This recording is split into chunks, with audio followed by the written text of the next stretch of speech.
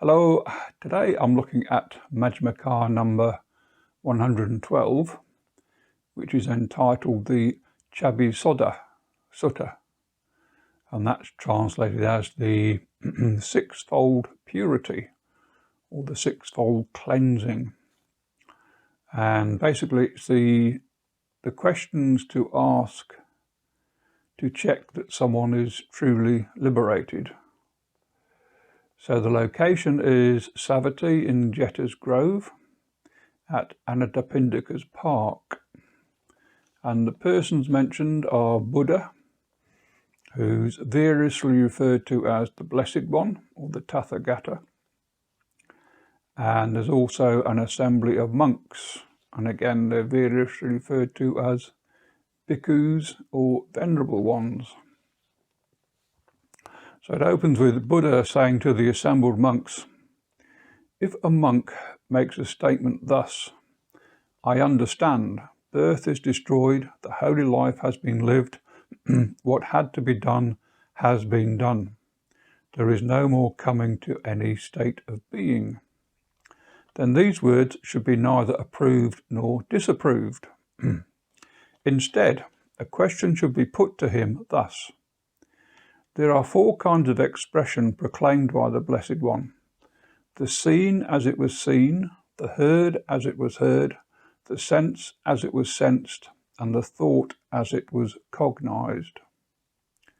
So how does the Venerable One know, that is, the monk? How does he see regarding these four kinds of expression, so that through not clinging, his mind is liberated from the taints or asavas? If the monk is truly liberated, his answer should be thus: regarding the seen, regarding the heard, regarding the sensed, regarding the cognized, I abide unattracted, unrepelled, independent, detached, free, disassociated, with a mind rid of obstructions. It is by this way my mind is liberated from the taints or asavas.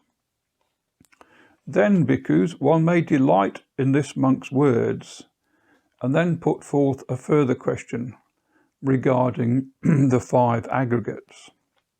That is, material form affected by clinging, feeling affected by clinging, perception affected by clinging, mental formations affected by clinging, and consciousness affected by clinging.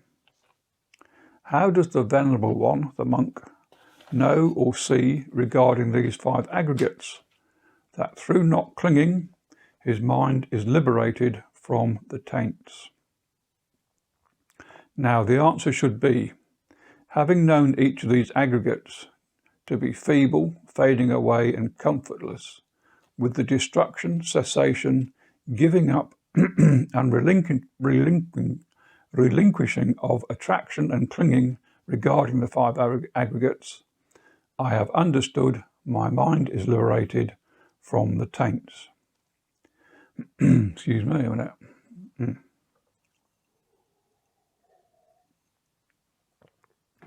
Buddha continues. So after congratulating the monk, there is a further question. Thus, there are 6 elements: earth, air, fire, water, space, and consciousness. How does the Venerable One know and see regarding these 6 elements, so that through not clinging his mind is liberated from the taints?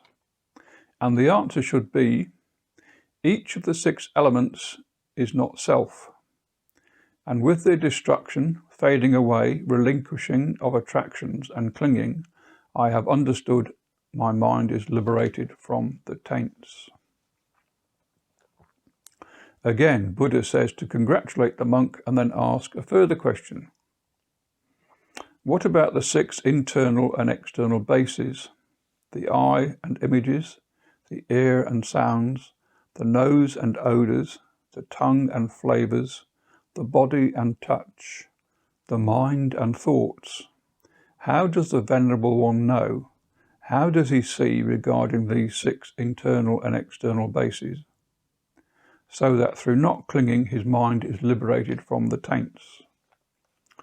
And here the reply should be, with the destruction, fading away, cessation and relinquishing of desire, lust, delight, craving, attraction and clinging, regarding the I, images, I consciousness and cognition, regarding the ear, the nose, the tongue, the body, the mind, the object, consciousness and cognition.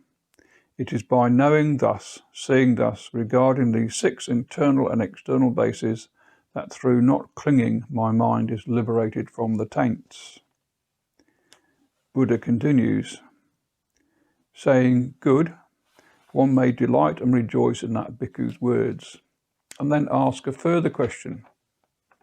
With I-making, mine-making, and the underlying tendency to conceit, so I think probably the ego, how does the Venerable One know this is eradicated in him? The bhikkhu, who is completely liberated, should answer as follows. When I lived the home life, I was ignorant. When taught the Dhamma by the Blessed One or a follower, I acquired faith in the Tathagata. I considered thus, home life is crowded and dusty.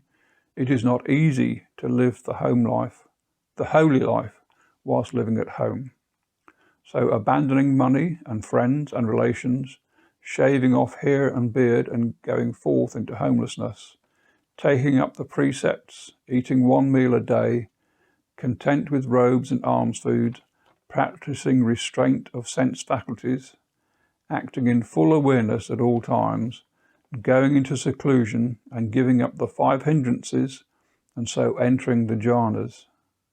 And when the mind is purified, bright and unblemished, when he understands as it actually is, that is the 4 Noble Truths, and his mind is liberated from the taints, he directly knows birth is destroyed, the holy life has been lived, what had to be done has been done, there is no more coming to any state of being. So that's summarized in this sutta, but the full explanation or full story is in Majjhima Nikaya number 51. So Buddha continues, it is by knowing this, that in regard to this body with its consciousness and all external signs, I-making, mind-making, and the underlying tendency to conceit have been eradicated. Buddha then concludes, saying, good, one may delight and rejoice in the bhikkhu's words, and having done so, one should say to the bhikkhu, it is a great gain for us that we see such a companion in the holy life as the Venerable One. This is what the Blessed One said. The bhikkhus were satisfied and delighted in the Blessed One's words. And that's the end of Majjhima Nikaya number 112, the Chabbisodha Sutta. Thanks for watching.